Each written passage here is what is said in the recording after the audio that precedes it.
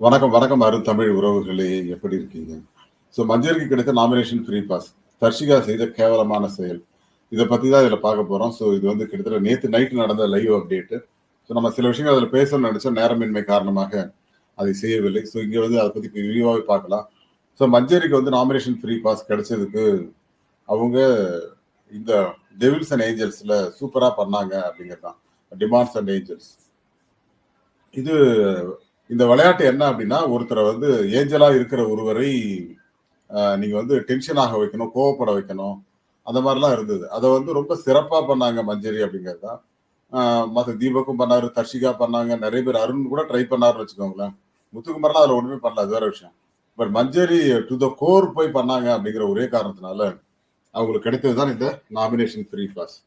அதுக்கு தர்ஷிகா வந்து அத கிடைக்க விடாம பண்றதுக்காக எவ்வளோ விஷயங்கள பண்ணாங்க.